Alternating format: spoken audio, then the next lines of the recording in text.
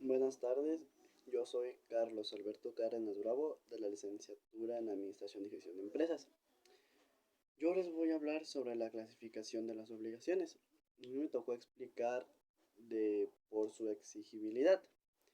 En esta discusión voy a hablar sobre las opiniones o definiciones de algunos autores más importantes, empezando por Potier. Él decía que se llama obligación civil aquella que es un lazo de derecho, vinculum iuris, y que da aquel respecto a quien se ha contratado, el derecho de exigir en justicia lo que en ella se haya contenido. También dice que su turno se llama obligación natural, aquella que en el fondo del honor y de la conciencia obliga a aquel que la ha contratado al cumplimiento de lo que en ella se haya contenido. Después está Laurent. Él decía que Potier colocaba entre las obligaciones naturales las contraídas por personas que tienen un discernimiento y un juicio suficiente para comprometerse, pero a quienes la ley civil declara incapaces de celebrar un contrato tal. Uh, un ejemplo que era en la antigüedad era la obligación de una mujer que bajo dominio del esposo convino sin estar autorizada en ello. Lauren también él señalaba que una obligación es natural cuando la ley no la reconocía y cuando la negaba o niega una acción al acreedor. Y decía que solamente está marcada por un vicio que permite al deudor demandar su nulidad, pero es necesario que la demande en tanto que no se pronuncie la nulidad. Subsiste la obligación y produce todos los efectos de una obligación civil. Después está otro personaje que es Baudry Lacantinerie, no sé si así se pronuncia, una disculpa. Él afirmaba que la mayoría de los autores que reproducen en diversas formas la definición de Potier dicen que las obligaciones naturales son aquellas que fuera de toda acción legal derivan de la equidad o la conciencia, o bien de las que imponen la delicadeza y el honor. Él agregaba, la Cantenierie, que esas definiciones se criticaron, objetándoles que producen una confusión de la obligación natural con los deberes morales, pues se decía o se dice que son dos cosas que es importante distinguir. Perdón. El que cumple una prestación en ejecución de un deber moral. Por ejemplo, el hombre rico que da limosna hace una donación. Por el contrario, aquel que cumple una prestación en ejecución de una obligación natural hace un pago, de donde se entiende que todas las diferencias son entre la donación y el pago. Sin embargo, él se hacía una pregunta, que es cómo se puede distinguir los deberes morales de las obligaciones naturales. Y de aquí surge una dificultad para saber cuál es la teoría verdadera o cuál es la respuesta. De aquí encontré que varios autores tienen su propio criterio o su propio sistema, se podría decir.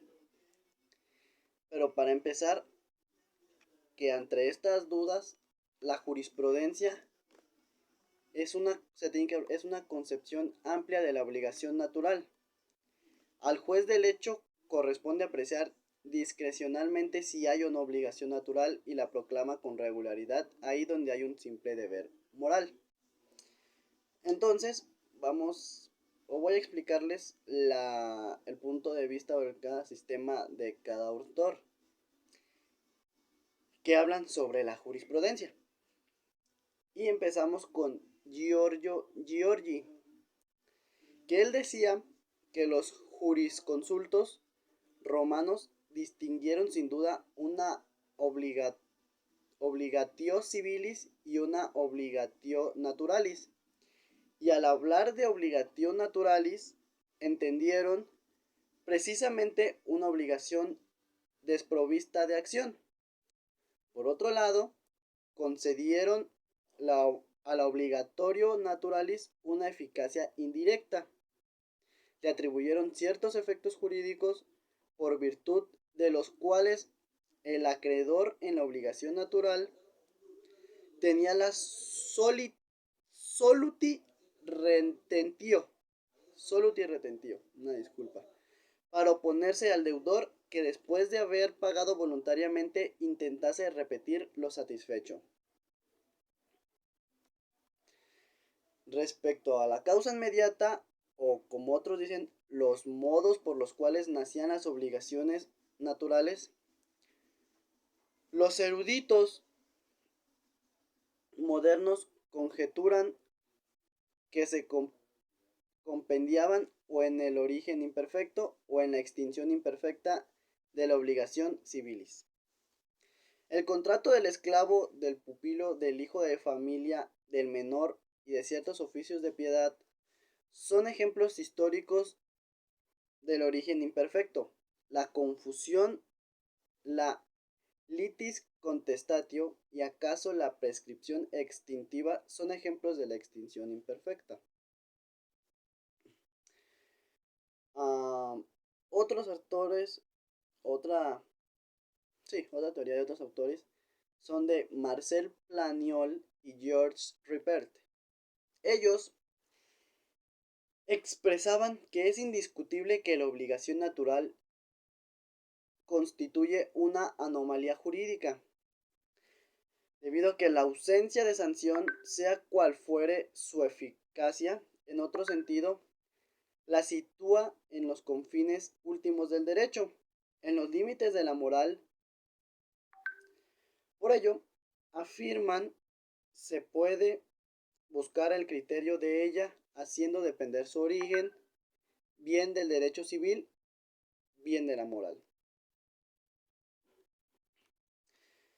Después, otro autor es Manuel Albaladejo, y él afirmaba que hay varias tesis respecto a la obligación natural. La primera es a tenor de una teoría y dice que la obligación natural es una obligación no jurídica, sino moral y de conciencia social, etc., a la que se atribuye un efecto jurídico, la irrepetibilidad del pago jurídicamente no debido. La otra decía que la obligación natural es una obligación no jurídica inicialmente, pero que al momento de pagar se vuelve jurídica. Y la última, y esta es la más considerada o la más acertada por Albaladejo, y dice que la obligación natural, aparte que desde un punto de vista no jurídico,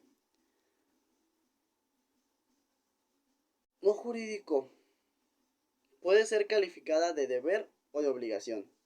Jurídicamente no es una obligación, no es un vínculo entre dos personas, que es deudor y acreedor, ni antes ni después del pago. Jurídicamente solo es un hecho que justifica la atribución patrimonial que se hizo al acreedor, es decir, es solo una justa causa de cada atribución, entrega o pago.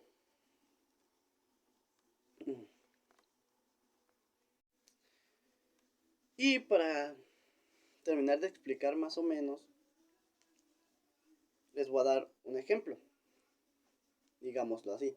Si una persona alimenta a un misero que padece de hambre y con quien no lo une vínculo alguno, ni siquiera de amistad, también está cumpliendo con un deber moral o con un comparativo de solidaridad social. La ley, por tanto, le impide repetir lo pagado. Bueno, ¿de qué obligación podríamos estar hablando en este caso? ¿De deber o moral? La gama de deberes morales o de solidaridad social puede remontarse hasta el infinito. Ellos impregnan al derecho de un concepto ético y por eso elogiamos sin reservas los preceptos que lo consagran. Estas situaciones prácticamente se confunden con las que generan las denominadas obligaciones naturales, que por esas razones deben pertenecer a una casta en vías de extinción. Pues bueno, traté de explicar varios puntos de vista de autores que hablan sobre la obligación natural y la obligación moral. Espero y les haya podido explicar bien lo que se clasifican las obligaciones por su exigibilidad y les haya podido entender. Por mi parte es todo y muchas gracias.